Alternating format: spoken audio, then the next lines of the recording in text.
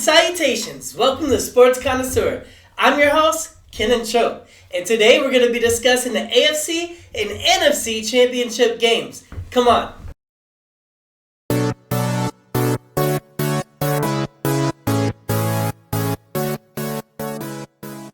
We start off with the AFC Championship game, the Tennessee Titans versus the Kansas City Chiefs. Both teams have been on an absolute tear since they played each other in Week 10.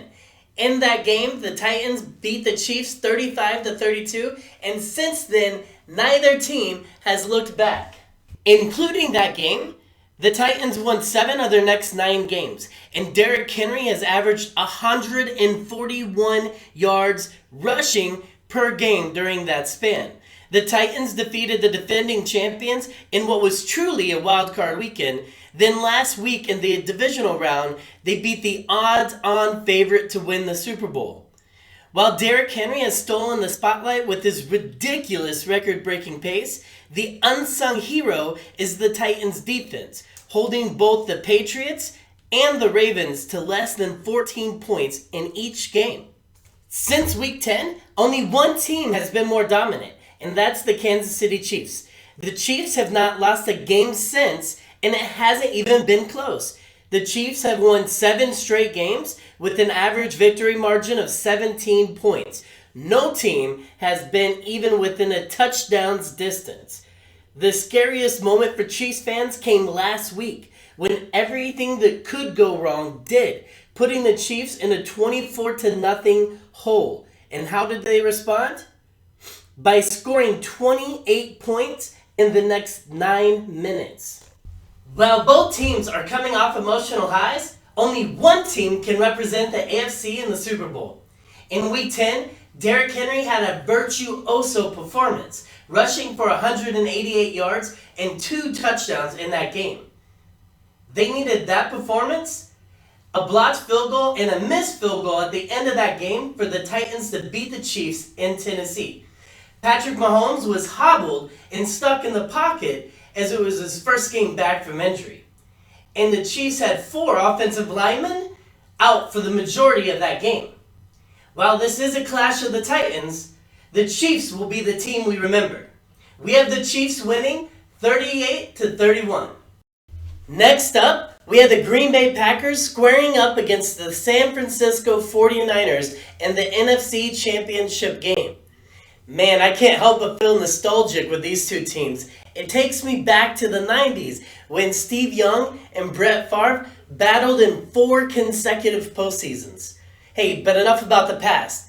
Let's break down why these two Goliaths have only lost 3 games all year and who has the best chance of winning this game. The Green Bay Packers might be one of the most underappreciated 13-3 teams of all time. I believe this is because of Aaron Rodgers' underwhelming statistical season and the Packers' lack of convincing victories. They have been in 10 games that were decided in the final 5 minutes. Every week, Packer fans must feel like they are in a James Bond movie. The Bond timer counting down, tick, tick, tick, deciding do you cut the red wire or the blue wire. I mean, the suspense is unreal. Many see these close games as a lack of dominance, but when realize that they won 9 of these games, you understand just how clutch they are. That Aaron Rodgers is a bad man. While their records are the same, all of the Christian Grey fans out there listening get way more excited about the 49ers. That's because of the display of dominance that they've shown all year. They are the most complete team in the NFL. And with Bosa, Ford, Armstead, and Buckner, or the fearsome foursome as I call them, are the most terrifying front 4 in the NFL. Jimmy G may not be the most careful with the ball, but he's started to earn his massive payday by lighting up the scoreboard each week to end the season. Interesting fact, in games where Jimmy G throws 2 or more interceptions, the 49ers are undefeated. In Week 12, the 49ers mollywopped the Green Bay Packers 37-8. This game's going to be a lot closer and a lot more fun to watch in my opinion, but it really comes down to 2 key matchups. The Green Bay Packers offensive line versus the San Francisco 49ers defensive line. How long can they hold up? The second really important matchup is going to be on the outside. Richard Sherman versus Devontae Adams. Richard Sherman has been talking a mess this week, and he better back it up. It's sure to get chippy. While this is another close Packers game, we're predicting that it's going to have a much different outcome. I have the 49ers representing the NFC in this year's Super Bowl and beating the Packers 27-24.